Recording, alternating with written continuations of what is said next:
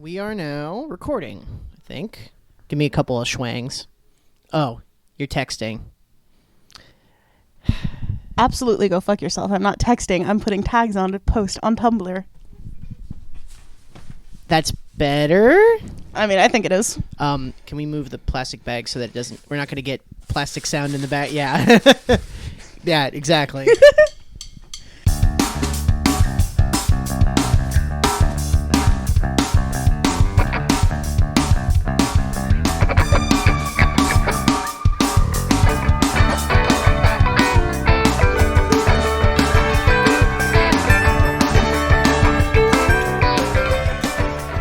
Hey, Hi. how's it going? I'm gonna be honest with y'all. I'm a little bit blah today, but we persevere. Absolutely. We got Bond movies to watch. We do. We got Bond movies to watch. I'm Donovan. I'm Hannah. And today we are doing the fourth Bond episode as part of My Thing, Your Thing. Hello and welcome to the podcast. Who the hell knows when you'll listen to this, but we got a fun show for you today. So what movie are we watching today? We are watching the fourth James Bond movie, Thunderball. Oh, okay. Yeah. Sorry, I'm just thinking. So the first one was named after the antagonist, Dr. No. That's right? correct. And then obviously Goldfinger was named after Goldfinger, and then From Russia with Love was named after because it was a honeypot. He was gonna go seduce that Russian. Sure. Is there a giant exploding ball in this one? I mean, yeah, kind of. Oh, Sort of. Kind of. We'll get to it. Cool. A bit of background on Thunderball. I have kind of obliquely mentioned a few times that they wanted Thunderball to be the first film. Because it's the first. Is it the first book? No, that's the first book. It's Casino Royale. I'm gonna get this right one day. One of these days, you will get this right. But Thunderball was the first book that came out when they first started doing the movies. Yes, it was the most recent book that came out when they started doing the movies. I get a cookie. Yes. Up to this point, the three films have all been huge successes. Sure. Goldfinger not only was a huge monetary success, as the first two were, and even bigger than the first two, it also had some critical respect that the first two didn't necessarily have. Yeah. It won an Oscar. It won Best Sound Editing. Yes. It had some, it was like more respected, than just some... Yeah, just some like schlocky action movie with a hulking marshmallow of a man, which was a thing that they called him at one point. A hairy marshmallow. A hairy marshmallow, yeah. Yes. But Thunderball originally supposed to be the first movie, and then it wasn't the second movie, and then it wasn't the third movie either. I've kind of mentioned that it has had some legal issues up to this point. Yeah, there was something about like the rights. Yes. I'm going to tell you about this, because this is dumb. This is actually quite dumb. Fun. So in 1958, Ian Fleming and his friend Ivar Bryce were talking about producing a Bond film. Previously, Fleming had sold the rights for Casino Royale to be done as like a TV special, which it was. Right. We'll talk about it later. And they met with this director, a film director by the name of Kevin McClory. He didn't really direct anything that you would know. I'm just going to say that right Fair now. enough. Not every movie from the 60s and 70s is a classic that everybody will remember forever. Yeah, and unless you're like a real film buff from that era, this is probably not something that you're going to really recognize. The three of them got one other collaborator, a guy named Ernest Cuneo, and they sat down to write a screenplay for the film. So the idea originally was that they were going to not base a movie on a book, they were just going to write a whole new plot for the James Bond movie. That was the idea. They tried it. Fleming didn't really like it. So McClory, the director guy, was like, okay, so he brought in a guy named Jack Whittingham. Jack Whittingham was like a screenplay writer for other movies, and he was like, punch it up a little bit. So they did that. They had something that they were kind of okay with, but they didn't love it. They thought it was whatever. Fleming eventually left to go do his job, because at that time he was still like a writer for the working in the newspaper. Yeah. Mm-hmm. Yeah. And but they all kind of continued to write separately and also kind of come together, and that happened for like over a year or so. About a year, not quite a year, a little bit of time later, Fleming returned home and he was like, oh, I got to write the next novel. And he had writer's block. He couldn't think of anything that he wanted to do. Oh, no. So he just wrote the book based on the screenplay that they had all worked on. Oh, no. Yeah. That's a problem. Yeah, he just based it on that. Well, okay, not to like interrupt your flow or anything, but it's kind of the same reason why like modern like creators and authors and writers like they can't look at fan fiction of their work. Yeah. Because if they admit that they do and then they use an idea that somebody has in a fan fiction, like they have to give credit and rights to that person. Exactly. So like if you just take something that someone else wrote and was like, this is my new book, oh no, you're in trouble. Yes. McClory, Kevin McClory, the director guy, he read an early draft of the book. And basically, this is not a historical account of what I'm about to say, but this is how I imagine it. McClory picked up the book, read 3 lines, immediately set it down, picked up the phone and said, "Hello, lawyer, I would like to sue." Because he just immediately, like, he got that early draft and he immediately sued. Like, he just didn't even think about it, didn't even talk about it, he immediately sued. The pants off of him, please and thank you. To shreds, you say. To shreds, you say. And that lawsuit happened, in the early 1960s, 1959, 1960, right around there. Yeah. But it kept getting, it kind of got caught up in legal hell, as often those things do. Which was not helped by the fact that Fleming kept having heart attacks. He had, 4 heart attacks because the dude, all he did was smoke and drink and, did not take care of himself at all. Yeah, well, I was going to say, if most of James Bond's, foibles and vices are based off of Ian Fleming himself, yeah, that kind of tracks a little bit, I guess. Yeah. I mean, in the last movie, he was going on about, how he could tell the difference between, various notes in whiskey. Yeah. You gotta drink a lot of whiskey to be able to do that. Saltzman and Broccoli, the 2 producers for Eon Productions, who were making the James Bond films, essentially what they were worried about was that because McClory and Whitting and all those other guys had, control, they had a writing credit, they could, if they wanted to, sell their rights to someone else to make a James Bond film. Right. And Saltzman and Broccoli absolutely did not want to have a competing Bond film. Right, they wanted to be able to control it. Because, I mean, even if they just allow that to happen, then that opens the door of being well, we already have our own Bond, so, what if we do just other stories with, this different James Bond? Yeah. Legally distinct James Bond. Mm-hmm. So, they basically got credits on the film. Kevin McClory was named sole producer of the film. Dang. While Saltzman and Broccoli became quote-unquote executive producers. This is how these, credits work. They don't actually mean, I mean, I'm not saying they don't actually mean anything, but so much of what you actually call yourself, it's Elon Musk buying the title of founder for Tesla. He didn't actually found it, he just bought the title founder. This is kind of that situation where they're saying, okay, you're a producer, you didn't actually produce the movie, but because we don't want you to sue, we're going to say you were the producer of the film. You get your name and big shiny lights right up front. Yeah, and then Kevin McClory and Jack Whittingham both got writing credits. Basically, they were credited as writing the screenplay, even though, again, they didn't write the screenplay. They just had to be credited as writing the screenplay along with the guys who actually wrote the screenplay. And I was there. Yes. And so, in 1965, they finally release the damn movie Thunderball. Well, this is still, they're doing them boom, boom, boom every year, right? Yes, yeah. This is the 4th movie in 4 years. Sure. That still seems like an insane production schedule. It absolutely is, and let me tell you, it's the last time that this happens. All the rest of the movies happen with a little bit more of a gap in between. So, the budget for the first movie, $1 million. The budget for the second movie, $2 million. The budget for the third movie, $3 million. Hannah, what's the budget for the 4th movie? $4 million. No, you idiot! Fuck you. It's $7 million. Damn. They combined. They went big this time. Thunderball was a crazy expensive movie for the time. I don't think it was the most expensive, but $7 million was a pretty big budget for filming in 1960, whatever, 1964, 1965. What did it end up making at the time? We'll talk about that later. Okay. However, one of the big things they wanted to do is they wanted to make the special effects more special. Way more special. And you will see The special effects in this movie are kind of a notch above the previous ones. Yeah, we didn't really talk about it with the previous movies, but like there definitely were like scenes when they're driving and you can very clearly see like the green screen behind them. A lot of this movie has like underwater scenes and like Ooh. scuba and all that kind of stuff. There are like, shark tanks and all this kind of thing.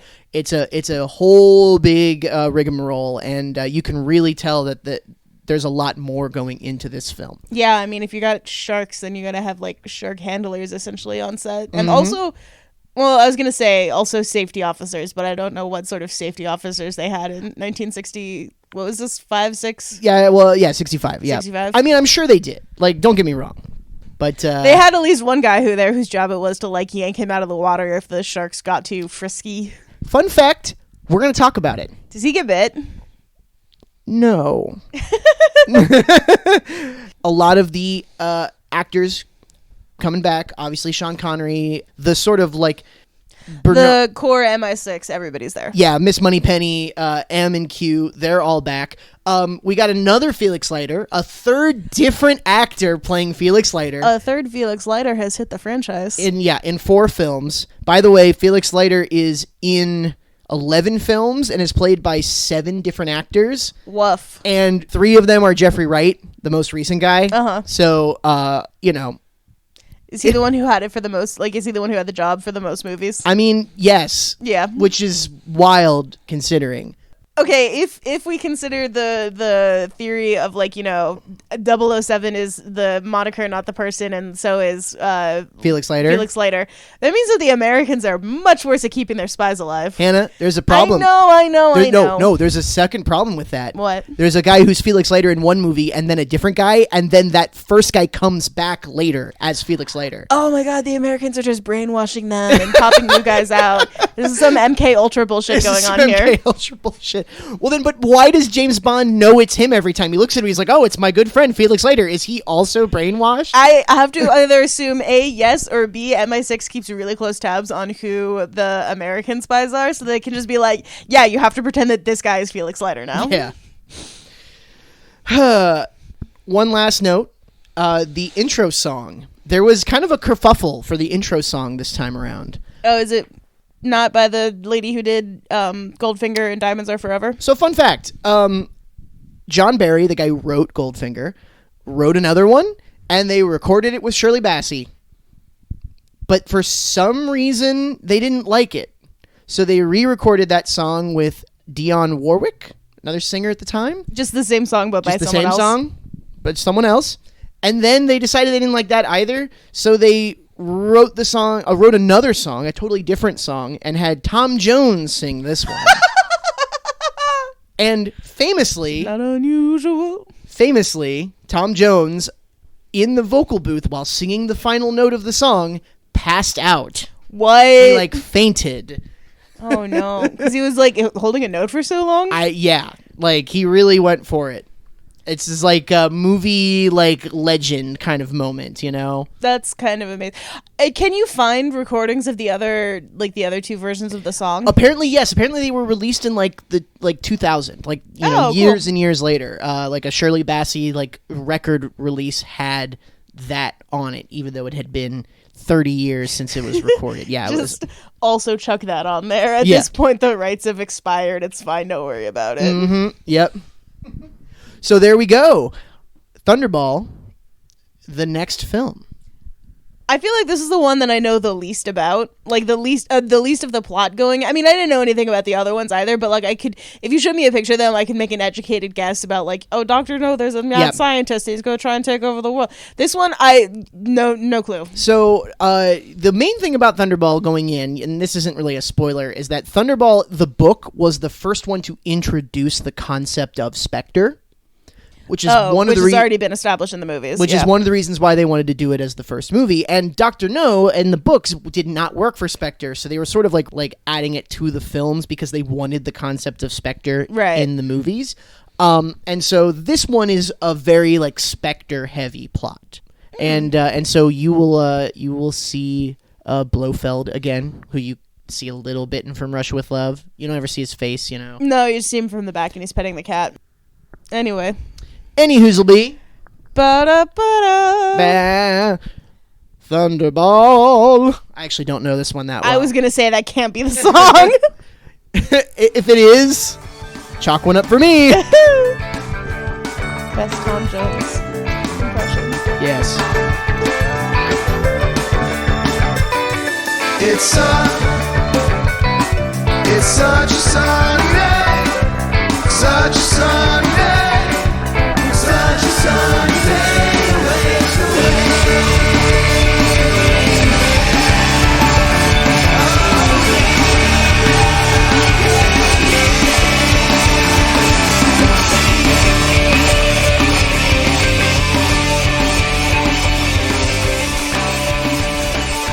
And we're back. Hello. So the energy might be a little different. Terrible news, friends. Yeah, terrible news, friends. We recorded after the movie about a week ago, and we lost the audio. You may have listened to the Twilight episode, or maybe that's coming out later. Who knows? And we did the same thing for that one. We suck. Things are bad. Sometimes computers eat audio files, and there's nothing anybody can do about it. Yeah. But on that note, Thunderball. Hey. Yeah. That was a movie. I think with distance, like now that since it's been a week and we're not like I'm not reacting in the moment, I feel like I'm probably going to be kinder to it now than I was like the first time around. Sure. I believe we talked about this though, is that this is the most where James Bond kind of just falls ass over tea kettle into solving the crime. Yeah, he really does not seem like he's got a handle on things. It really seems like it just sort of happens in his favor. Yeah, he just like stumbles on a mystery and then he like somehow knows that guy's sister and then he like stumbles on another clue and then he just kind of like walks into a bunch of stuff. And so let's do a quick plot rundown here. I remember it opens on some guy walking around and then it turns out he's part of Spectre because they go into like one of those rooms, those very, was it Ken Adams designy kind of rooms? Yes, Ken like, Adams rooms. Yeah. And it's a bunch of other people at Spectre and like number one is there and again like there's a screen, you don't see his face, he's just got the cat and they're all talking and he like kills one of those guys. So the cold open is Bond I forgot about that. At a funeral. Sure. For you see a casket go by and it's JB and you're like, oh no, James Bond. No, it's some totally different name. And it's supposed to be this like French Spectre guy, and he got killed. Jacques Bouvier. Bouvard, actually. Whatever. I don't speak French, so it's probably not pronounced like that anyway. And James Bond is at the funeral, and he's like, darn, I wish I had gotten him, because he killed two of my friends. Not a very government agent, like... Thing to do, Just, like, retaliatory kill people, like, extrajudicially. I might be thinking too hard about this. A little bit. Already. But then he sees a woman get into a car, but she opens her own door. Yeah, she reaches over and opens her own door, which is the thing that no woman in 1960, when was this, 5? Yeah. Has ever done. Nope, never.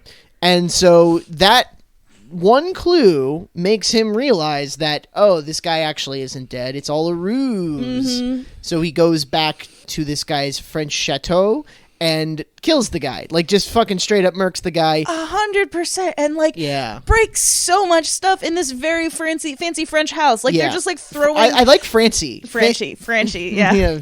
Very fancy French house. They're just like throwing each other into like tables and throwing chairs at each other and like vases. hucking vases and smacking like paintings over each other's heads. And then so he kills the guy with a fire poker and like that guy's goons were coming in to like try and save him. Yeah. And then like as he's about to like leave through a secret door that he totally knew was there. Oh yeah. He like picks up another vase full of tulips and just like throws it on the guy. Yeah, the flowers. Why? Just like one last little yeah. Screw you. I really love that. Oh, and then he runs away and he gets into a jetpack that he had stashed on top of the French chateau. And jetpacks about 150 feet away. Yeah. And then lands and gets into a car. So that's cold open. We get to the intro. We get to hear Tom Jones pass out. Yeah. And I was kind of right about how the song sounds a little bit. Oh yeah. Yeah. Yeah, I remember I was like, Thunderball, and you were like, yeah. that's not what it sounds like. It kind of is a little bit, yeah. I win that one. It's not bad. I would like to hear the other ladies take Oh, on yeah. it. Kiss Kiss Bang Bang. Kiss Kiss Bang Bang. Yeah, apparently they didn't use the song, but they named the nightclub in the movie that. In the Bahamas, yeah. James Bond, he goes to a spa. And he the most sexually harasses the nurse at that spa. Well, the most sexual harassment. This is James Bond at his most reprehensible. I think I said that last time. I completely... I feel like he's directly responsible for, like, fewer deaths of women in this movie, but, like, yes, his behavior towards the women in this movie is somehow worse. So, like, he goes to this, like, health spa. He's on vacation somewhere. Yeah.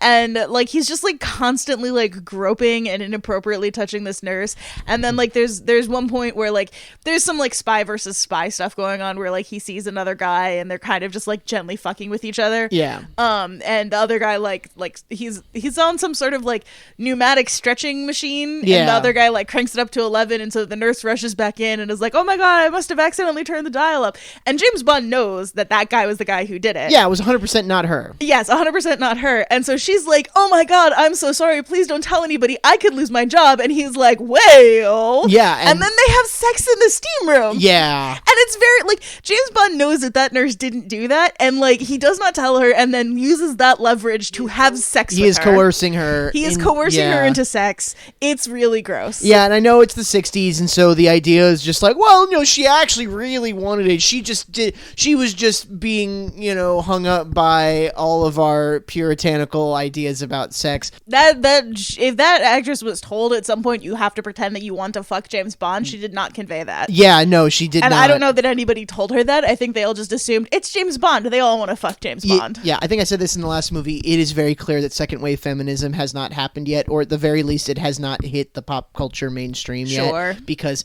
boy, oh boy, like that just does not seem to be a thought in anybody's mind. Like, well, this is a little gross. We shouldn't be doing this. Yeah, no, don't. Hey, life pro tip for all of our listeners out there: don't harass nurses. Don't do that. Yeah. So at this place, he sees a guy with a tattoo. Oh, yeah. And the tattoo, for some reason, tips him off to the idea that he might be some kind of criminal. So it's a Chinese character. So I took 3 years of Chinese in high school. I don't speak Chinese. I keep meaning to do, like, Babbel or Duolingo or something like that to pick back up, because it's a fun language to learn how to speak, and I do genuinely enjoy, like, the calligraphy aspect of it.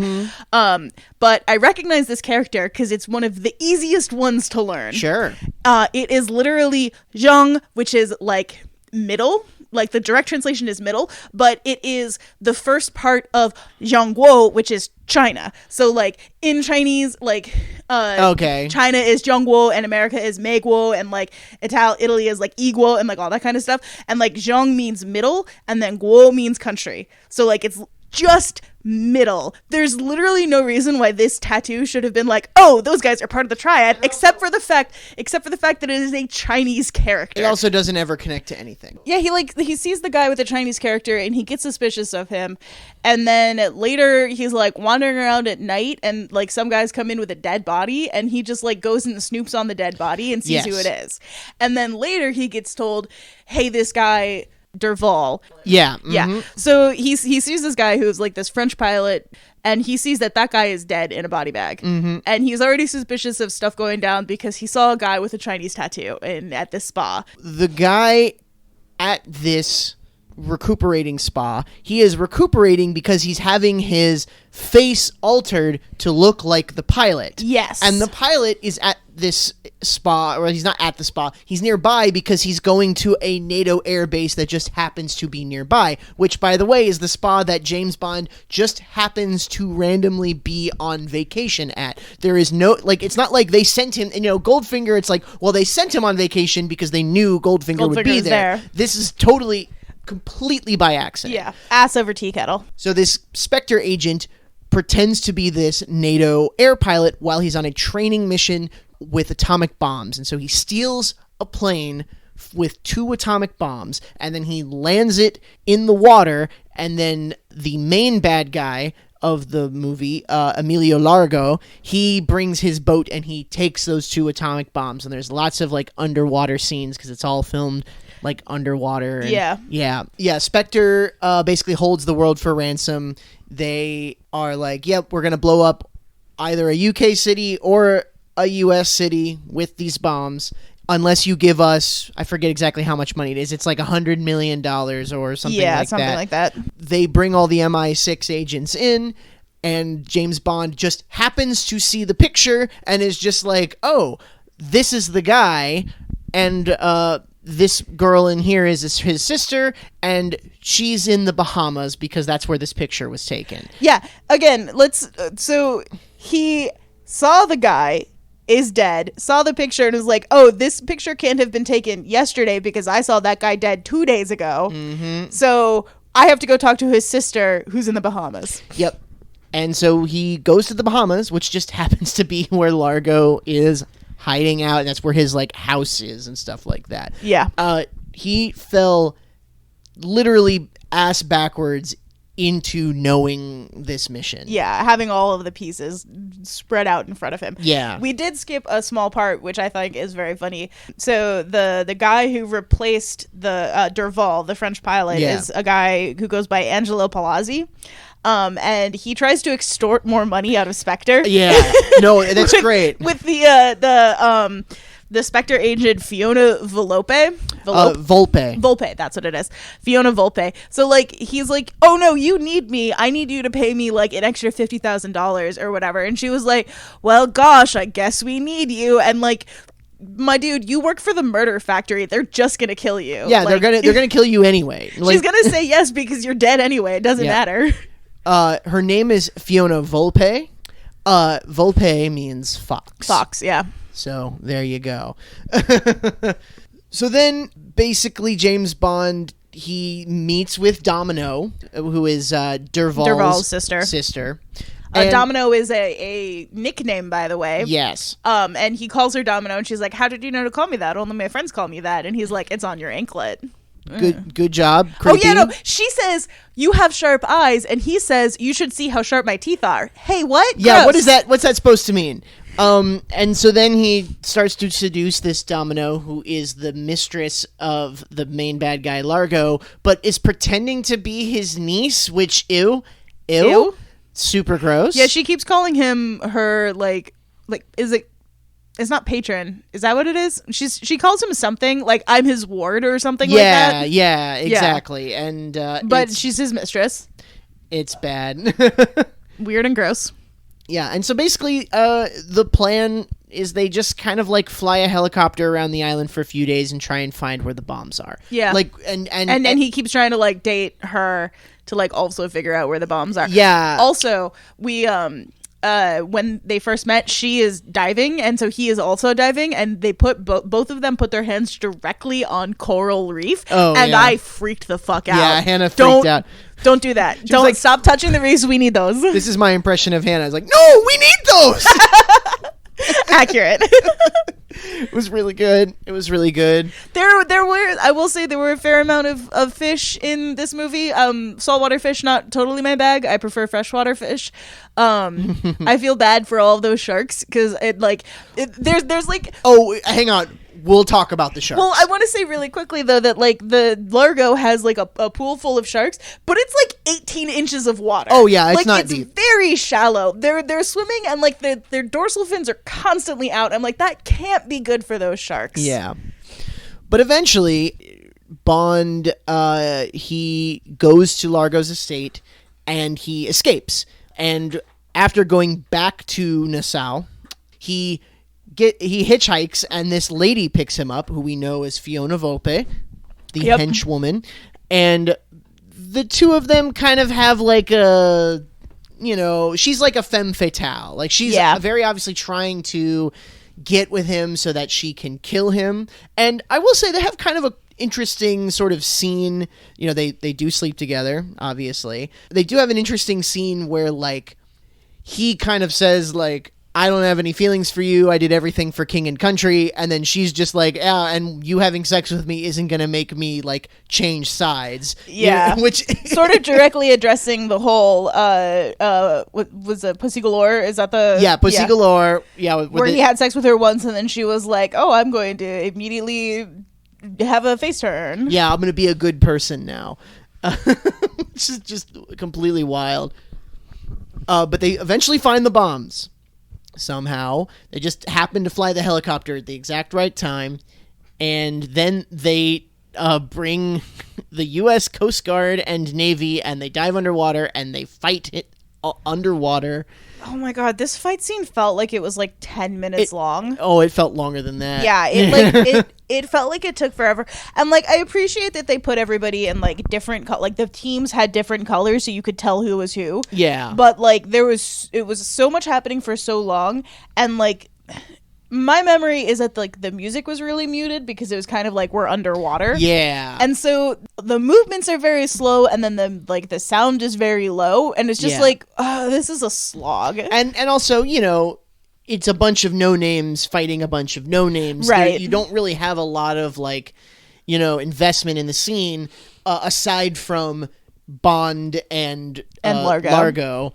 And yeah, it just kind of goes on a little too long. It's very obvious they're really trying to show off the big budget special effects. Yeah. And it just doesn't quite... It's impressive to a point, but then it turns into a slog really quickly. Yeah, and like there were some things that I saw where people were talking about like the color grading was really good, like especially for all of like the underwater shots.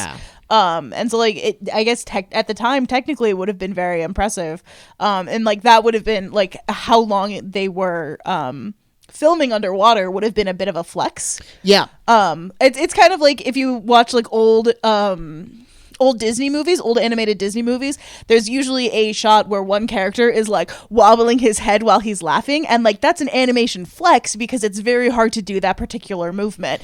There's your fun fact of the episode. Yeah, no, absolutely. Yeah, this one, it was definitely the best looking of the Bond movies so far. I can't remember exactly what. This was the first one that was filmed on like higher, like they improved like the film stock, like the film quality. Sure. And so it's more colorful, like it's really impressive. And this also led to the fact that we had a changed, the gun barrel scene where it kind of tracks and you see James Bond turn and shoot. For the first 3 movies, it was a different guy. It was stuntman Bob Simmons, who actually plays Bouvet in the beginning of the movie. Oh. Yeah, but in this one, it's for the first time, it's actually Sean Connery. Right, yeah. And it's in full color instead of in black and white. So that's kind of interesting. On that note, let's talk about some of the other characters here. Or actors, I should say. Bond girl Domino, played by Claudine Auger, who was Miss France. And once again, her voice was dubbed over by Nikki van der Zyl. I guess they just want the James Bond women to sound a certain way. Yeah, that's not surprising. I mean, there's a lot of that kind of thing. Like, fitting a particular aesthetic and also, like, voice. Like, there's kind of... Even if the voices are different, like, you know, there is a Disney princess voice, and Hitchcock had all of his girls look basically the same way. Yeah, so. Hitchcock's barely disguised fetish, definitely came through. Yeah, it happens with directors. It sure does. Bad guy Emilio Largo is played by Adolfo, I think it's Celli, but I might be wrong. A pretty well-known Italian actor. He was in a lot of stuff back in those days. Fiona Volpe is played by a lady named Luciana Paluzzi. Luciana Paluzzi was in a lot of action movies back in those days. And then Felix Leiter, like I said, we have a third Felix Leiter. He will not return. This is the only time he's Felix Leiter. His name's Rick Van Nutter. Great name, by the way. I think he was my favorite of the Felixes. So far, I mean, it's interesting is Jack Lord was kind of the biggest actor who played Felix. He was in the first one. And apparently the reason why he didn't come back is because he demanded, like, more money, like co-billing. Like, he wanted it to be like Sean Connery and Jack Lord in, and they were like, we're not doing that. You have a tiny part in this freaking movie. Yeah. That's unfortunate. Yeah, it kind of is. Oh, there were a couple things that we didn't talk about, including like there's that scene where he is driving away and Volpe is like she's on a motorcycle and she's like going to take him. It looks like she's going to take him out, but then she just kills some other guy. Yeah, and he just again happened to be there to witness this.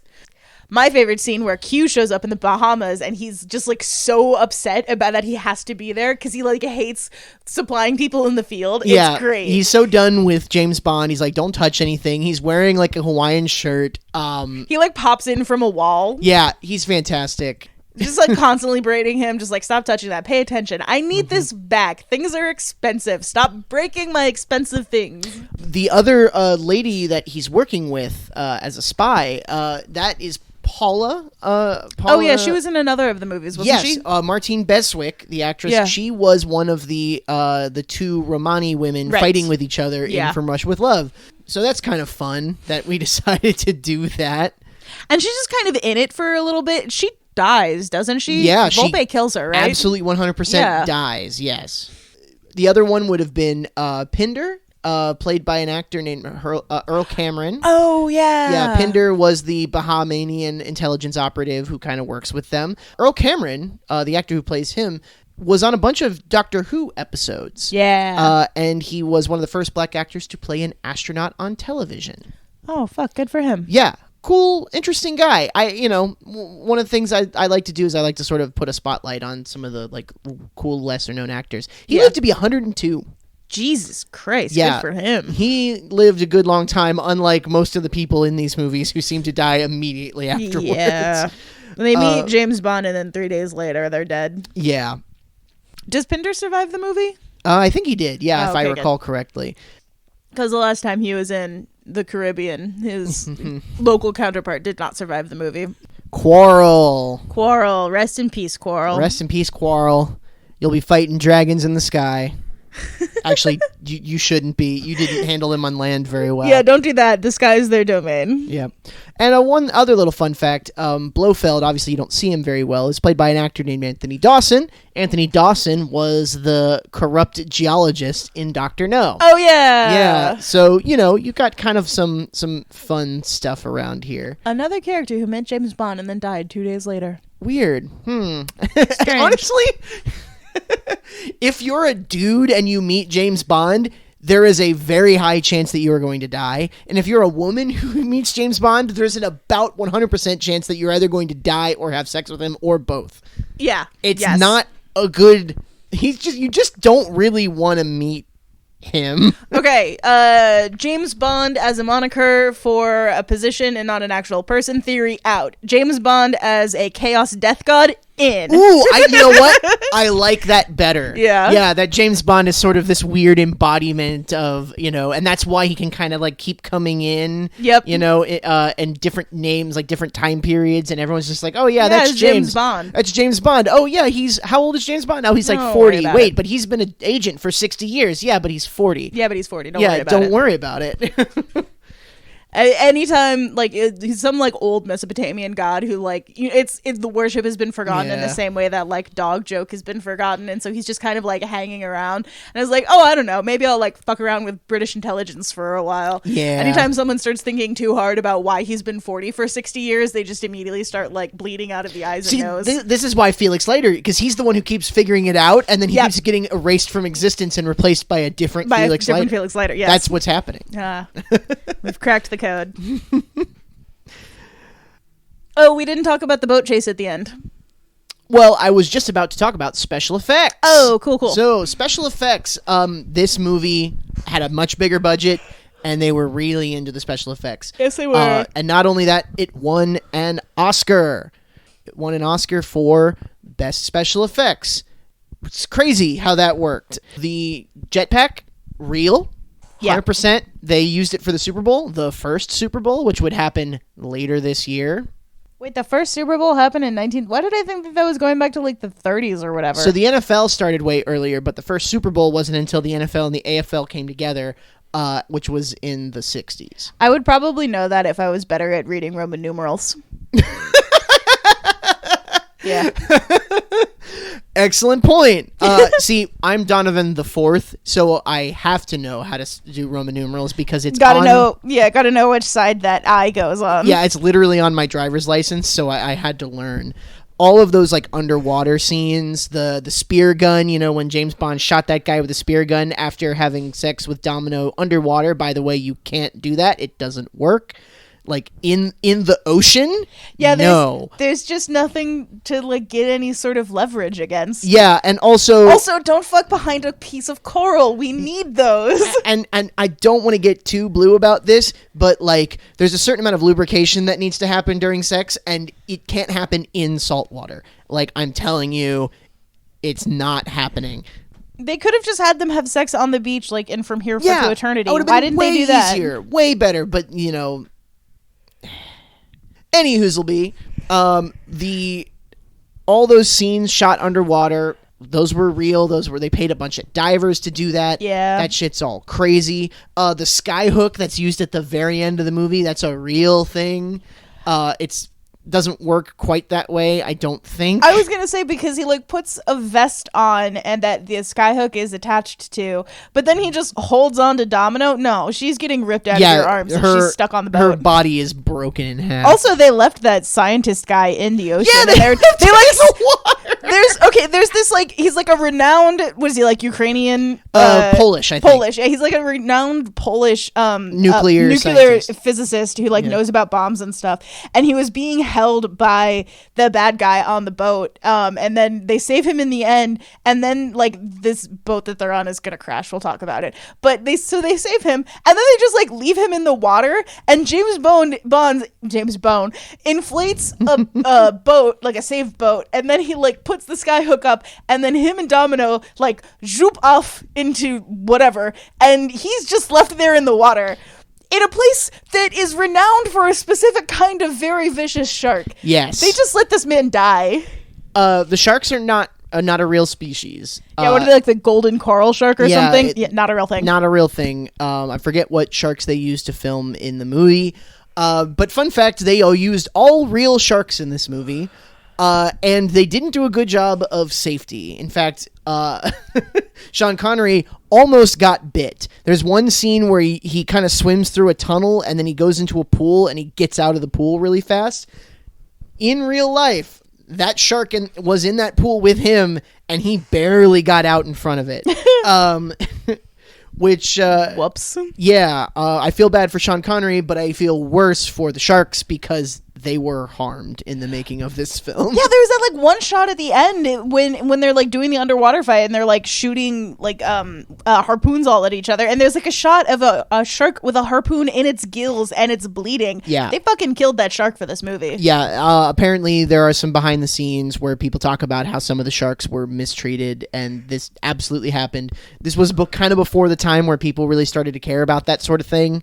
There definitely was not a no animals were harmed in the making of this film at the end of the credits. It's also one of those things where, like, it is harder to get people to care about, like, the health of sharks than it is, like, a dog. Like, if they'd killed a dog for this movie, there'd be, like, people would never shut up about how they killed that dog for this movie. Mm-hmm. But, like, they very clearly killed a shark for this movie, and no one seems to care about it, so. Yeah. Except for me, I care. Justice for the sharks. I thought... Hannah keeps going back and forth on sharks. I don't... Sharks are good. It's good that they exist in the ecosystem. I'm happy that they exist. I want them to continue to exist. They've been here since before the North Star. I just don't particularly want them near me. And of the fish, they're not necessarily my favorite. And I just prefer freshwater fish. I like freshwater fish better than saltwater fish. All right, okay. We get it.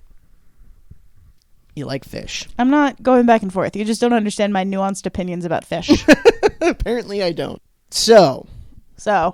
reception of the film.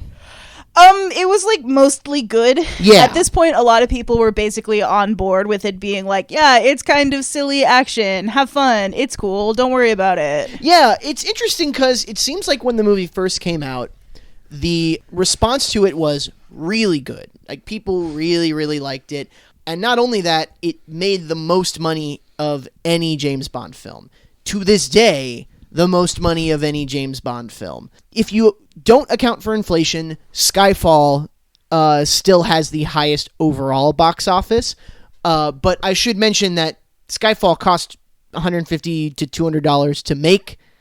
Thunderball cost $7 million to make, and they're not that far apart. In total gross. Like, Jeez and Pete's. That is if you do account for inflation. So it made just like crazy amounts of money. Yeah, so a couple of like quotes from reviews. Dilly Powell of the Sunday Times said that the cinema was a duller place before 007.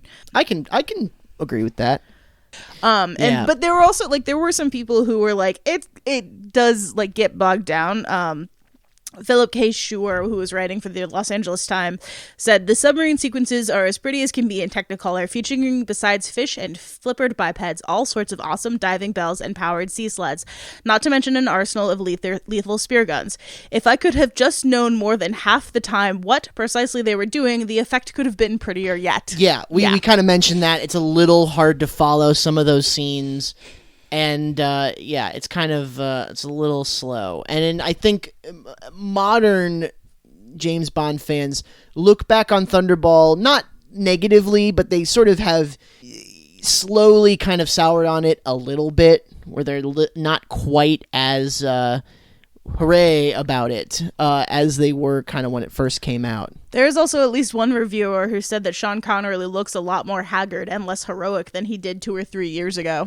Funny you should say that, because I think he would probably agree. Yeah. He was, by this point, not enjoying being James Bond anymore. He was really talking about how, he was worried about getting typecast. He was worried about... He had gotten hurt during Goldfinger. He had almost got bit by a shark this time. And I think it's funny to say this now because James Bond has been played by older guys like so frequently, but Sean Connery kind of said things where he was just like, I'm kind of too old for this. Like, he was getting in his late 30s at this point, and he was just like, I don't, this is a young man's jump up action heroic thing, and I don't really want to do that anymore.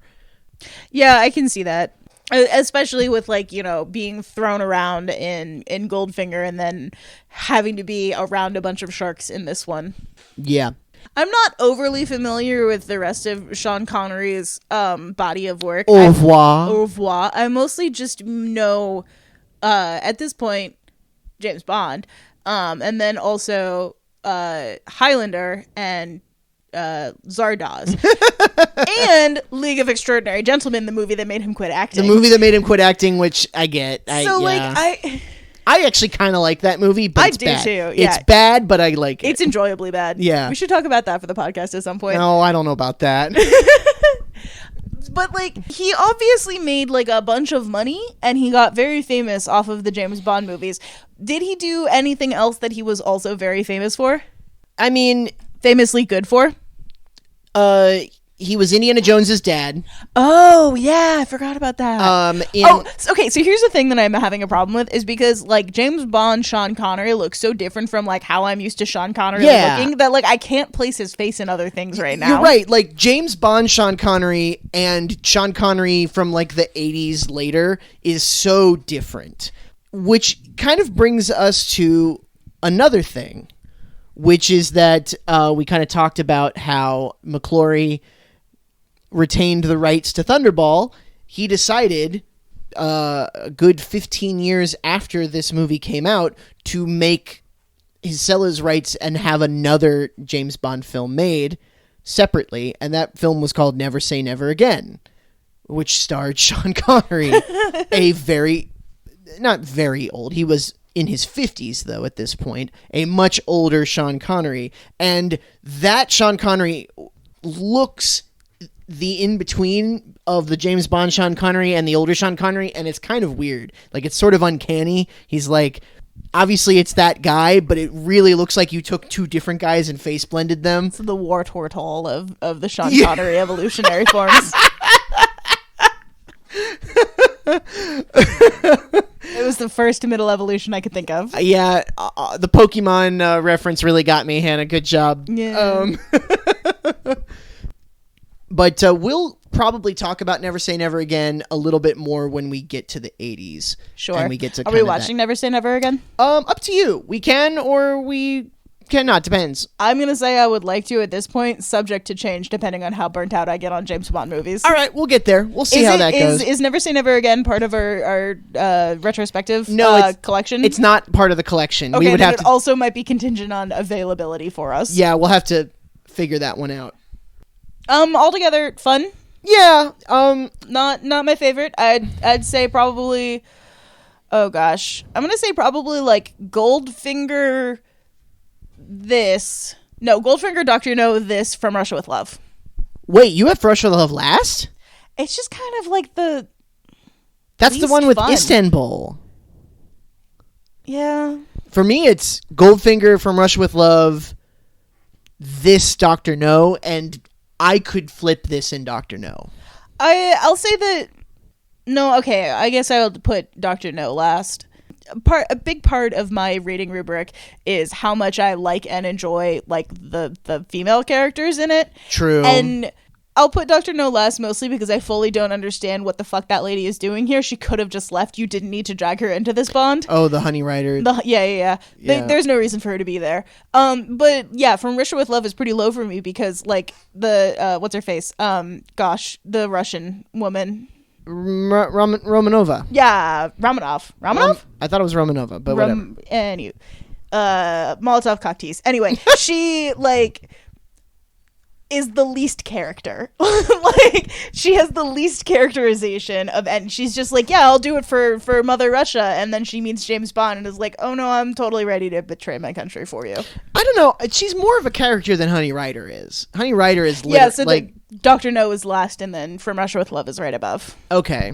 Yeah, fair enough. And like James Bond's behavior towards women is worse in Thunderball and Goldfinger, but like a lot of the times the characters are slightly more fleshed out. Like it's dumb that pilot lady Pussy Galore. Thank you. How can you not remember her name? My brain is trying to scab over that open wound. It's dumb that Pussy Galore had like the sudden face turn out of nowhere and like we get no catharsis for any of that. Sure. But at least before that, Pussy Galore seemed to be a person with like a goal in mind. Yeah. She wanted to buy a bunch of land and then I guess have like a bunch of female pilots around her. I mean, who wouldn't? It's the dream. But Rotten Tomatoes kind of agrees more or less with us. Rotten Tomatoes has, of the four we've watched, Goldfinger first, From Russia with Love second, Dr. No third, Thunderball fourth. That is the tomato meter. If you go by the audience score, it is the same. It is the same sort of... general ranking. Yeah, general ranking. As I've said before, the feelings on these movies until we get to On Her Majesty's Secret Service are more or less kind of like standard. Like people tend to feel kind of the same way. That's the one where it really starts to change. So I think that's going to do it for us today. Yeah, I think we covered just about everything. Okay, well. They shot the rodeo. Is this the one where they shoot the rodeo, or is that a previous one? They did shoot the rodeo. Yeah, they shot the rodeo. Junkanoo, yeah. Yeah. There's that whole like foot chase through the parade. And doesn't James Bond gets like shot or something? Yeah, he gets shot and he's like bleeding. And that's where Fiona dies. Yeah. And he just like sets her down at the party. And walks away. And so someone is going to have to deal with a dead white woman later. Yeah. In Bahamas during Junkaroo.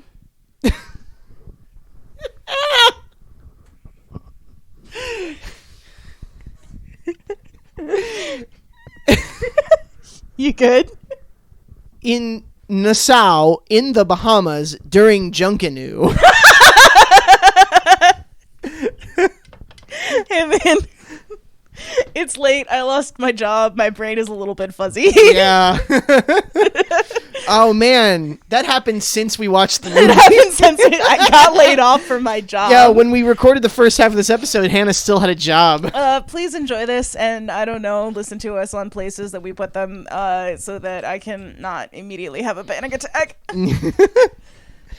All right, well, I've been Donovan. I've been Hannah, probably. Yeah, it's hard to tell. The self is always moving, always changing. And next time, we'll be back for You Only Live Twice. Sean Connery's last James Bond film, question mark? Actually, we already know it's not. But Oh yeah, we've watched 4 of these so far. yeah, only 21 more to go. Anyway. All right, bye. Bye, love you.